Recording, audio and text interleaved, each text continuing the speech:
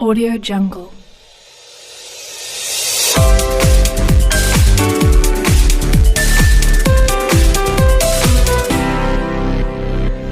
Audio Jungle.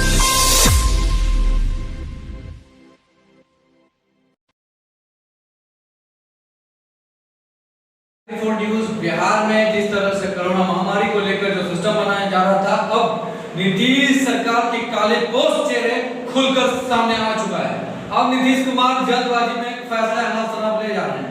अचानक वहां high alert की मीटिंग बुलाई गई है पटना में। अब देखना यह है कि महामारी को लेकर नीतीश कुमार की क्या बैठक में निर्णय होगा।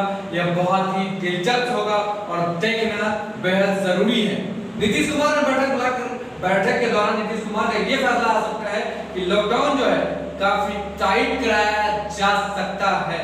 सूत्रों के माने तो नीतीश कुमार की जो नीति है वो लगातार खुलकर अब मीडिया में आने लगा है।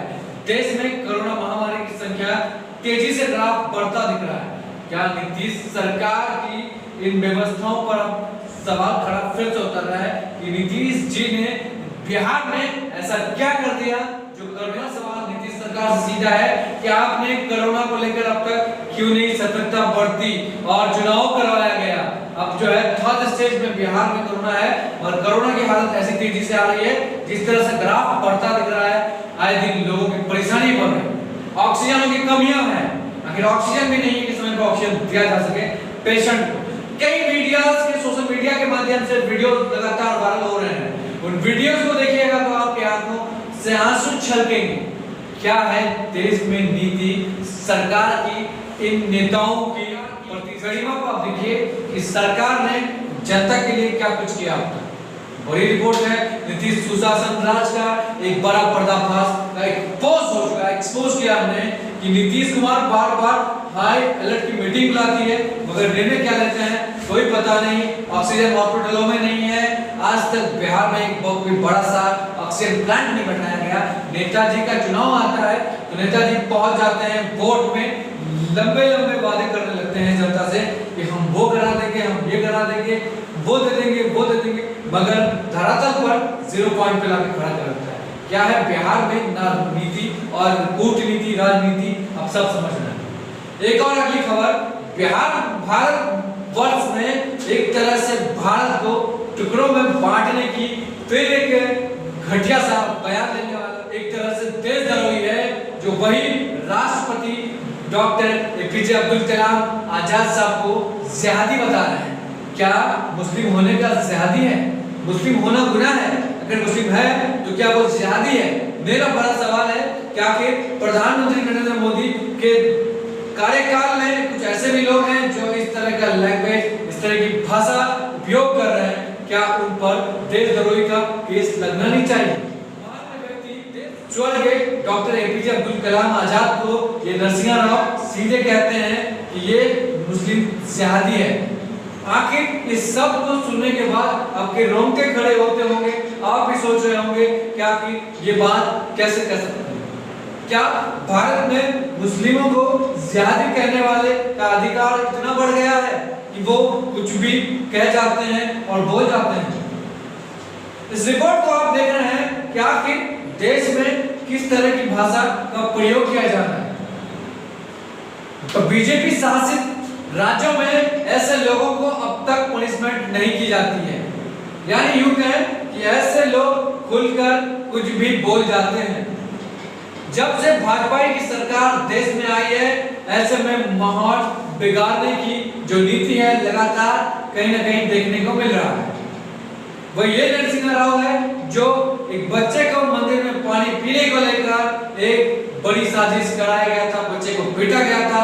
उसके बाद जो है कई जगह की पुलिस और कई जगह इनके खिलाफ एफआईआर भी दर्ज हुए मगर अब तक पुलिस कस्टडी में नहीं गया।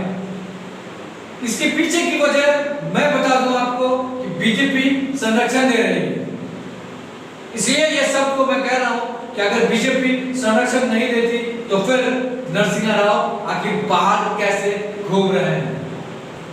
बड़े सवाल है कि उन महान व्यक्ति के लिए जो भारत का नाम रोशन किया, जिसने भारत को मिसाइल दिया, आज उस मिसाइल मैन को जिहादी कहने वाले नरसिंह राव को पुलिस अब तक नहीं पकड़ पा रही है।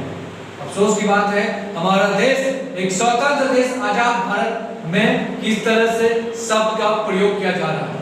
अफसोस की बात है कि बीजेपी शासित राज्य में इस तरह के बोल रखने वालों पर कार्रवाई अब तक नहीं हो रही है। मैं कहना चाहता हूं प्रधानमंत्री नरेंद्र मोदी जी से कि आखिर ऐसे लोगों पर क्यों नहीं लगाम लगा रहे हैं, यानी यूं कहें कि ऐसे लोगों का मनोबल बढ़ाने का काम कर रही है भारतीय जनता पार्टी, जिससे देश में एक तरफ फिर से दंगा होने की आशंका है। क्या इन लोगों को सलाखों के पीछे नहीं होनी चाहिए? क्या ऐसे लोगों को ऐसा शब्द कहने का परमिशन कौन देता है? आखिर ये सब कहने में भी थोड़ी सी भी हिचकिचाहट नहीं है। अफसोस की बात है कि लोग कुछ भी बोल जाते हैं। एक तरफ यही वो देश है जो आज बाहर के कंट्रियों से ऑक्सीजन आया जा रहा है। सऊदी अरब, कतर, ईरान, कई कंट्रियां भारत को ऑक्सीजन दे रही है। भारत उचित मात्रा में ऑक्सीजन की सप्लाई देना शुरू कर चुकी है। मगर अफसोस की बात है कि हमारे गवर्नमेंट के पास इतने फंड होने के बाद भी, इतना पैसा होने के बाद भी संसद भवन बनवा सकते हैं, 10,000 का कोट पहन सकते हैं, मगर देश के प्रधानमंत्री जनता के लिए क्या कर रही है आप भी समझ रहे हैं और हम भी समझ रहे हैं। देश हमारा डेवलप कर रहा है और किस तरह से कर रहा है आप भी जानेंगे। एक और मैं बता दूं कि किशनगंज से खबर आ रही है। किशनगंज के दिगल बैंक में हालांकि करवा मोहनी पंचायत में आरटीआई और शिक्षक जिसको जान से मारने की धमकी दी गई, इसको लेकर हमारे कल रिपोर्टर करेंगे कल ऑडियो की पड़ताल की, इस ऑडियो में क्या सच है और क्या झूठ है। इसको लेकर कल हम इस वीडियो को लेकर मिलेंगे पंचायत सचिव से और जानने की कोशिश करेंगे कि सच क्या था, अगर जान से मारने की धमकी क्यों दी गई थी। एक तरफ पंचायत में गुणवत्ता विकास को लेकर बिहार में गुणवत्ता विकास और डेवलपमेंट बेहतर हुआ है। क्या लगता है कि बिहार में ऐसे में गुणवत्ता विकास और डेवलपमेंट सचमुच हुआ है? क्या ऐसे लोग अब तक देश में बदलाव कर रहे हैं? आज क्या चल रहा है पंचायती राज में? सबसे बड़ी बात है कि पंचायत में व्यवस्था के नाम पर कितनी लूट खसोट हो रही है। सच हमने जाना है और सच के प्रति बड़ी पहल हमारी टीम कर रही है और हम बहुत जल्द खास प्रोग्राम लेकर जुड़ेंगे। एक और अगली खबर दिल्ली से। एक मुस्लिम बरादरी साहब ने एक व्यक्ति हिंदू भाई को खुद से अंतिम संस्कार में जाकर कोरोना महामारी से उनकी मौत हुई, कोविड-19 हो जाने के कारण उनकी मौत हुई। खुद से मुस्लिम भाई ने उनकी पार्थिव शरीर को ले आकर शमशान घाट में सबूत खाक किया, फिर जाकर उनकी तस्वीर जो है सोशल मीडिया पर वायरल हो रही है। क्या ये एक देश की बड़ी खूबसूरती की पहचान है? इस देश में अनेक फूल बसते हैं, यही हमारी सबसे बड़ी अखंडता की पहचान है। मगर इस देश में कुछ और असामाजिक तत्व के जो लोग हैं, जो सब देश को बांटने की साजिश चल रही है, वो लोग चाहते हैं कि देश में हमेशा माहौल बिगड़ता रहे। मगर सरकार ऐसी है कि ना उनके खिलाफ कोई कठोर कार्रवाई करती है और ना ही कभी ऐसा कुछ किया जाता है। देश में कोरोना महामारी तेजी से बढ़ रहा है, मास्क सरकार वितरण करवा रही है। मास्क में कुछ न कुछ स्वाइन फ्लू के तरह ऐसी कुछ बीमारियां भी प्रकट कर रही है जो मास्क लगाने से वायरस अंदर जा रहा है। सरकार कहाँ ध्यान दे रही है और जनता के लिए क्या कर रही है, आपको भी समझना है।